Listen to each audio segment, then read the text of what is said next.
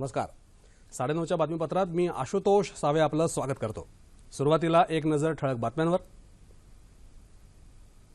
उरण इथं नौदल तळाजवळ दिसलेल्या शस्त्रधारी संशयितांचा पोलिसांकडून शोध सुरू.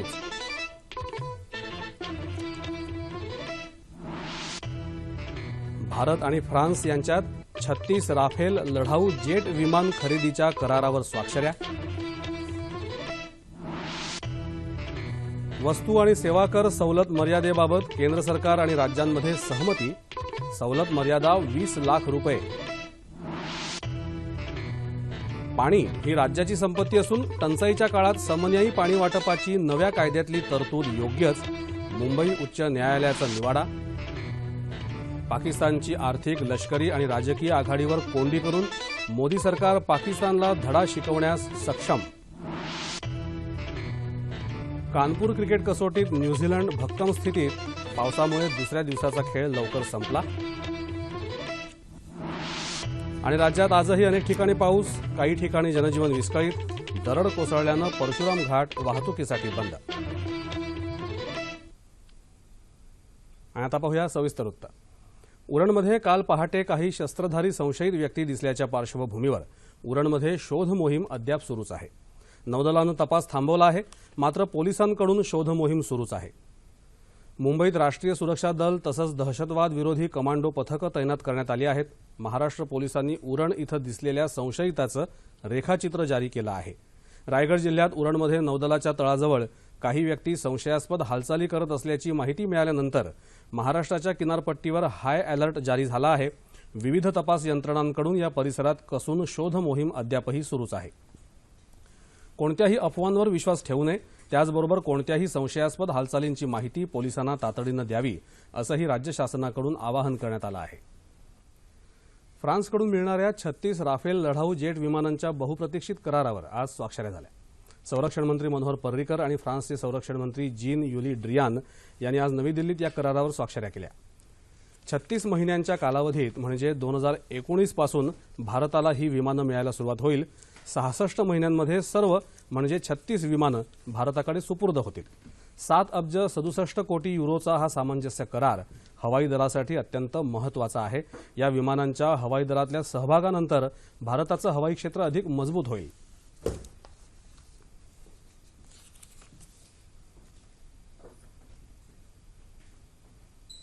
केंद्र आणि राज्य सरकारच्या सहमतीनं जीएसटी कर सवलतीची मर्यादा ठरवण्यात आल्याचं केंद्रीय वित्तमंत्री अरुण जेटली यांनी आज नवी दिल्लीत सांगितलं.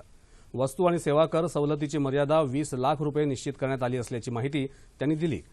जीएसटी परिषदेच्या दुसऱ्या दिवशी त्यांनी प्रसारमाध्यमांशी संवाद साधला.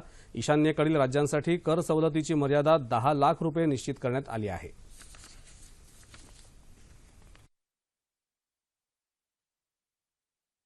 तक जो 1.5 करोड़ तक की टर्नओवर जिनकी वैट की है वो राज्यों की असेसमेंट में आता है, वो परिस्थिति कंटिन्यू करेगी.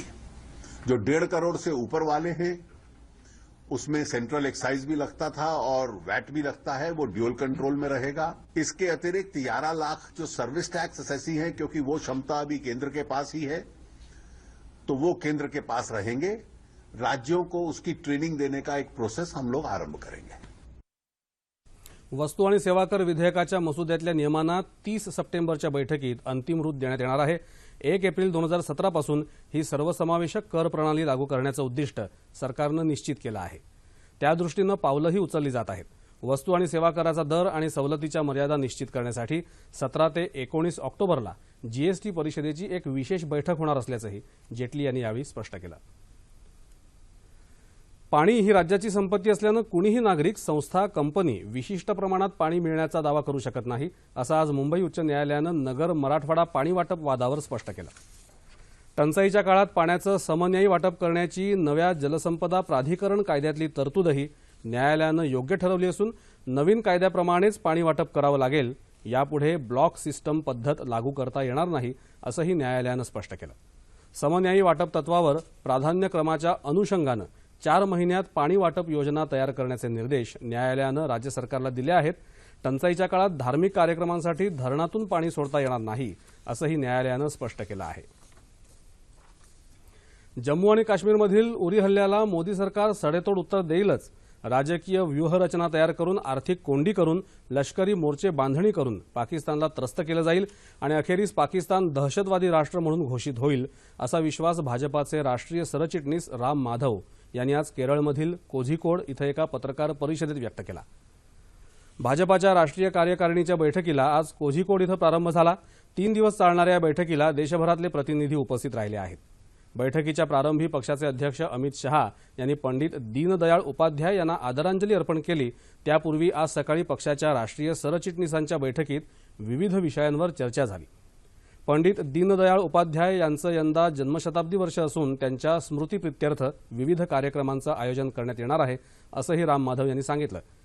गरिबांच्या कल्याणाच्या योजना तळागाळापर्यंत पोहोचवण्यावर भर देण्याविषयी बैठकीत चर्चा झाली। पंतप्रधान उद्या दुपारी कोझिकोड इथं पोहोचणार आहेत। उद्या होणाऱ्या सभेत उत्तर केरळातले सुमारे 10 लाख कार्यकर्ते सहभागी होणं अपेक्षित आहे। पुण्यात मेट्रो, विमानतळ आणि रिंग रोडचा प्रश्न लवकरच मार्गी लावणार असल्याचं आश्वासन केंद्रीय मंत्री नितीन गडकरी यांनी दिलं आहे। ते आज पुण्यात मराठा चेंबर ऑफ कॉमर्सच्या 82व्या वार्षिक सभेत बोलत होते। गडचिरोली जिल्ह्यातल्या जंगलांमध्ये मधापासून उद्योग निर्मिती करणार असल्याची माहितीही गडकरी यांनी यावेळी दिली। त्यामुळे या भागातली बेरोजगारी आणि नक्षलवाद कमी होऊ शकतो असं ते म्हणाले। महाराष्ट्रातला सगळ्यात रिच जिल्हा म्हणजे गडचिरोली आहे। ऑयल आहे, गोल्ड आहे, सगळं काही आहे, कोळसा आहे, पण लोक मात्र भिकारी, फॉरेस्ट आहे। आणि आता आम्ही तिथे योजना आखली की मध कसं गोळा करायचं। रामदेव बाबांना नागपूरला ते 5000 कोटीची इन्व्हेस्टमेंट करत आहे आणि आमच्या जंगलाचा उपयोग करून तिथून मध गोळा करणं आणि त्याचबरोबर बांबूची लागवड करणं याचा आम्ही हातात घेतलेला आहे। शिक्षकांनी ज्ञान, तंत्रज्ञान आणि कौशल्य यांच्या समन्वयातून प्रगल्भ विद्यार्थी घडवले तर 2020 नंतर भारत विश्वगुरू म्हणून जगाला मार्गदर्शन करू शकेल असं प्रतिपादन मुख्यमंत्री देवेंद्र फडणवीस यांनी आज पुण्यात केलं। माईर्स MIT स्कूल ऑफ गव्हर्नमेंटतर्फे आयोजित केलेल्या शिक्षकांच्या पहिल्या राष्ट्रीय काँग्रेसचं उद्घाटन फडणवीस यांच्या हस्ते झालं। त्यावेळी ते बोलत होते। अखिल भारतीय तंत्रशिक्षण परिषद, भारतीय विद्यापीठ संघ, भारतीय छात्र संसद, राज्य प्राचार्य संघ, विश्वशांती केंद्र, युनेस्को अध्यासन पुणे केंद्र, हार्वर्ड बिझनेस स्कूल क्लब आणि राज्य सरकार यांच्या सहकार्यानं या काँग्रेसचं आयोजन करण्यात आलं आहे। परिषदेत ज्येष्ठ शिक्षण तज्ज्ञ डॉक्टर श्याम ब मुजुमदार आणि डॉक्टर विश्वनाथ कराड यांना जीवनगौरव पुरस्कार देऊन सन्मानित करण्यात आलं। यावेळी ज्येष्ठ शास्त्रज्ञ डॉक्टर अनिल काकोडकर, डॉक्टर रघुनाथ माशेलकर, संगणक तज्ज्ञ डॉक्टर विजय भटकर आदी मान्यवरांची भाषणं झाली। अहमदनगर इथं आज मराठा समाजाच्या वतीनं महामोर्चा काढण्यात आला। या मोर्चात लाखो लोक सहभागी झाले होते। यात महिलांसह युवा वर्गाची संख्या लक्षणीय होती। आज सकाळपासूनच जिल्ह्याच्या चोहो बाजूनं अहमदनगरच्या दिशेनं येणाऱ्या वाहनांच्या रांगा लागल्या होत्या। यावेळी मोठा पोलीस बंदोबस्त ठेवण्यात आला होता। अहमदनगरच्या कोपर्डी घटनेतील गुन्हेगारांना फाशी दिली पाहिजे, अॅट्रॉसिटी कायद्यात सुधारणा करण्यात यावी, तसंच मराठा आरक्षण अशा मागण्यांसाठी वाडिया पार्क मैदानावर हा मोर्चा काढण्यात आला होता। कोपर्डीचे ग्रामस्थ 80 किलोमीटरचं अंतर पायी चालत येऊन या मोर्चात सहभागी झाले होते। विधानसभेतले विरोधी पक्षनेते राधाकृष्ण विखे पाटील यांच्यासह विविध राजकीय पक्षांचे नेते मोर्चात सहभागी झाले होते। दलित आणि आदिवासींच्या संरक्षणासाठी अॅट्रॉसिटी कायद्याची गरज आहे, त्यामुळे हा कायदा रद्द करू नये ही काँग्रेस पक्षाची भूमिका असल्याचं प्रदेशाध्यक्ष अशोक चव्हाण यांनी स्पष्ट केलं आहे। ते आज लातूर इथं पत्रकार परिषदेत बोलत होते। अॅट्रॉसिटी कायद्याचा दुरुपयोग यंत्रणेकडून होतो, तो टाळण्याची गरज त्यांनी व्यक्त केली। राज्यातली कायदा सुव्यवस्था ढासळली असल्याची टीकाही चव्हाण यांनी यावेळी केली।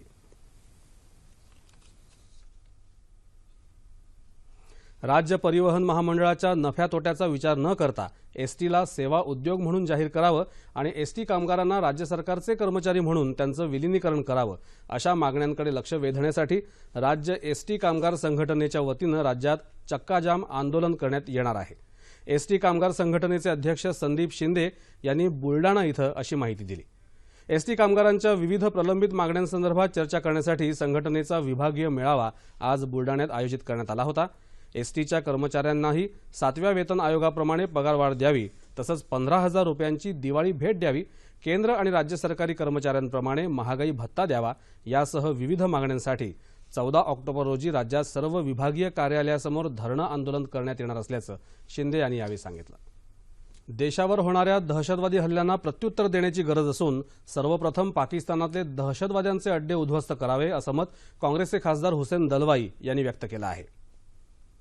उरी इथं लष्करी तळावर दहशतवाद्यांनी केलेल्या हल्ल्याचा निषेध करण्यासाठी मौलाना आझाद विचार मंच आणि राष्ट्रीय एकता मंच यांनी मुंबईत आझाद मैदान इथं आज धरणं आंदोलन केलं। यावेळी या दोन्ही संस्थांचे अध्यक्ष हुसेन दलवाई बोलत होते। हुतात्मा जवानांना यावेळी श्रद्धांजली वाहण्यात आली। अमेरिकेच्या दबावाखाली काँग्रेस सरकार पाकिस्तानविरुद्ध कारवाई करत नाही असा आरोप भाजपा त्यावेळी करत असे। आता भाजपा सरकारवर पाकिस्तानविरुद्ध कारवाई न करण्यासाठी कुणाचा दबाव आहे असा प्रश्नही दलवाई यांनी यावेळी केला।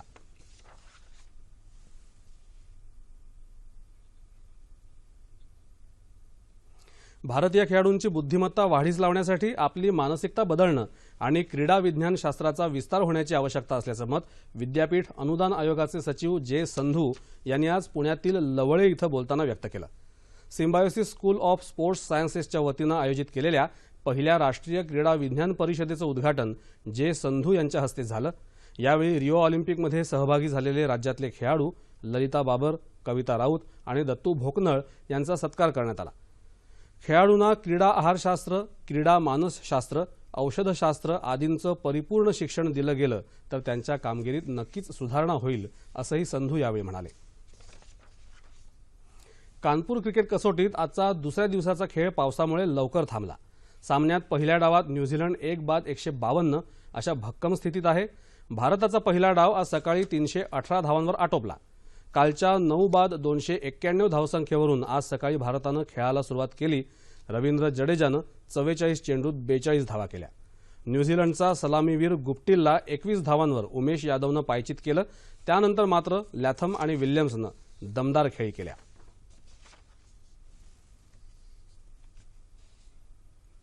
ज्येष्ठ शिक्षणतज्ञ डॉक्टर गो रा म्हैसेकर यांच्या पार्थिव शरीरावर आज अंत्यसंस्कार करण्यात आले। यावेळी विविध राजकीय पक्षांचे नेते उपस्थित होते। म्हैसेकर यांचं काल रात्री नांदेड इथं निधन झालं। ते 94 वर्षांचे होते। मराठवाड्याचं मागासलेपण दूर करण्यासाठी म्हैसेकर यांनी महत्त्वाची कामगिरी केली। मराठवाडा विद्यापीठाचे कुलगुरू म्हणूनही त्यांनी उल्लेखनीय कार्य केलं। 1976 ते 1982 या कालावधीत ते राज्यसभेचे सदस्य होते। देशातल्या शिक्षण व्यवस्थेतल्या बदलांबाबत केंद्र सरकारचं लक्ष वेधून अनेक समस्या सोडवण्यात त्यांनी महत्त्वाचं योगदान दिलं। महाराष्ट्र शिक्षण सल्लागार मंडळ, शिक्षण संशोधन परिषद, राज्य नियोजन समिती याबरोबरच विविध समित्यांवर त्यांनी काम पाहिलं होतं। राज्यपाल चे विद्यासागर राव आणि मुख्यमंत्री देवेंद्र फडणवीस यांनी म्हैसेकर यांच्या निधनाबद्दल तीव्र दुःख व्यक्त केलं आहे।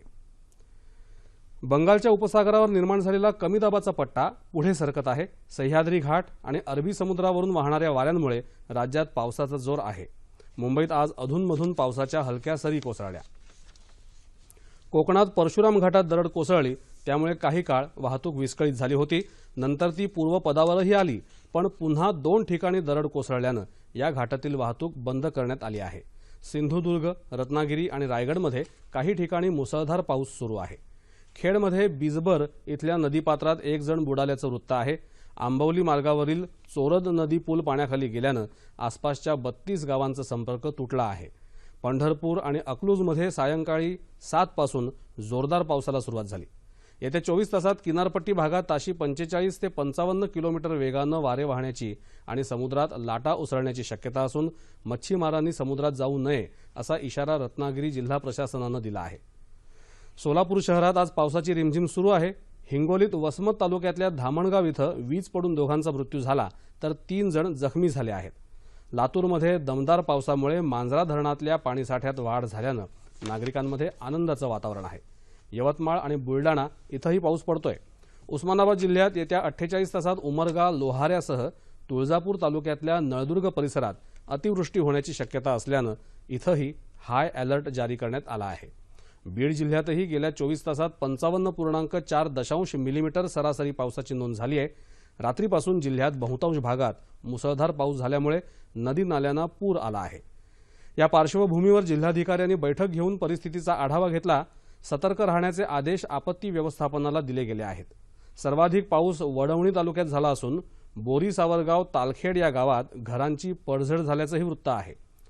येत्या 36 तासात कोकणात तुरळक ठिकाणी अतिवृष्टीचा तर मध्य महाराष्ट्र, मराठवाडा आणि विदर्भात तुरळक ठिकाणी जोरदार पावसाचा अंदाजही हवामान विभागानं वर्तवला आहे। तापमान अंश सेल्सिअसमध्ये मुंबई कमाल 28, किमान 24,